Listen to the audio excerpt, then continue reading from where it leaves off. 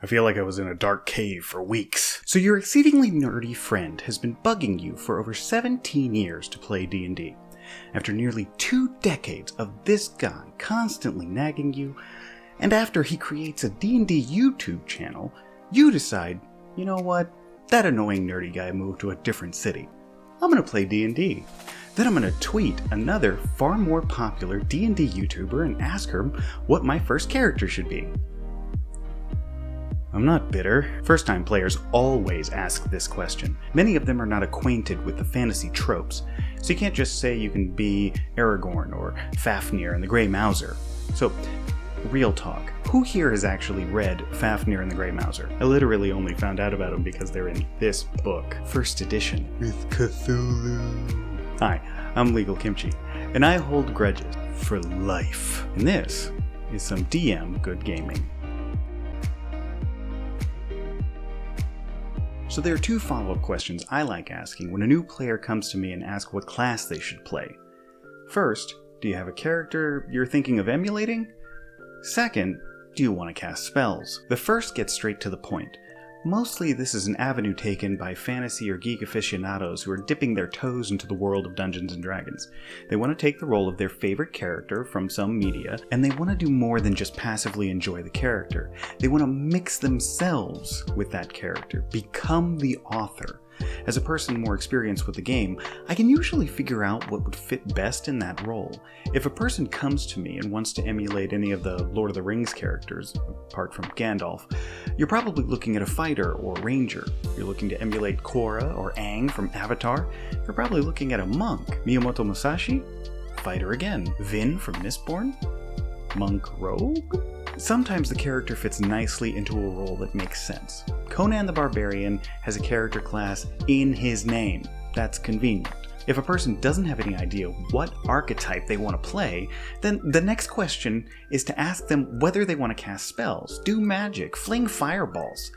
If they don't care about that specific issue, your job gets pretty easy. If they do want to do magic, then ask if they want to heal or hurt. If they want to fling the aforementioned fireballs, I would suggest going with a wizard. In my opinion, they are the most straightforward magic users. You can have these spells, you can cast them. Once you do, you need to rest to get them back. Done. If they're wanting to be a little bit more of the healing variety, go with cleric. You can still smack folks with your weapons, but you can also get to help your teammates. Clerics generally are the most generous players. They ensure that the party is alive. Truly selfless role players. Which is probably why they're so rare in my group of friends. If you don't want to emulate a character, but you still want to swing swords and kill monsters, go fighter. It's probably the easiest character class to learn how to play. It's my knee-jerk reaction to whenever someone asks me that question. 90% of the heroes of legend, myth, or fantasy stories are fighters. They may have magical armor or weapons, but they are born fighters. Think Arthur, Mulan, Musashi, everyone but Gandalf in The Lord of the Rings. Yeah, I know that Aragorn is a ranger, but the rangers have been done dirty in 5th edition. You could also argue that the hobbits are thieves, but unlike Bilbo, they never talk about having thieves' skills. It is iconic, it is straightforward, it is probably the least likely character class to die in the first session. Lastly, if you want to be the sneaky one, be a rogue. There are some complexities with sneak attack and how to pick locks, but the rogue is pretty straightforward to play, and can fight as well as be sneaky. Some folks want to be that person with the skills, be part of the secret society, and the rogue really fits the bill for that. Of the 4 I listed, in order of least complexity to play, I'd probably go fighter, then rogue, then wizard, then cleric. Why this isn't discussed in the player's handbook, I just don't know. I think we just assume that people know how RPG mechanical complexity works, even when they're new to the game. There's a part of me that thinks that these should be the only 4 classes, and that all other classes should be specializations gained at level 3, once a player knows what they want to be. Maybe that's too much of a concession to new players, but I love playing with people who have never played before. Seasoned D&D players may notice something with this list.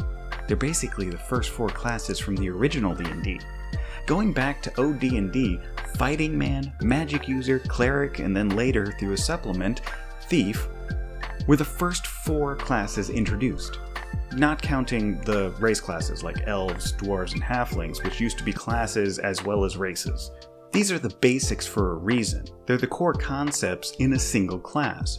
Warlocks, bards, and paladins are awesome. Fix the ranger! But they're more complicated versions of these basic four. Whenever I hear more experienced players answer this question, I feel like they forget what it's like when people have never played a tabletop RPG in their life, or even don't know much about the Lord of the Rings or fantasy in general. We have to make sure the onboarding process is as easy as possible. Once they learn the rules, maybe from a one-shot or the first little campaign, then they can deep dive into character creation. But they need that foundation before they know where to go. Not everyone grows up geek, and non-geek people can love this game just as much as the rest of us. We need to stop being geek snobs, and maybe quell our geek excitement and let people ease into the game. Thanks for watching, folks. Remember to like and share the video, subscribe if you liked it, and hit that bell icon to be notified when new videos are released. Spread the word to your friends, it really helps the channel grow.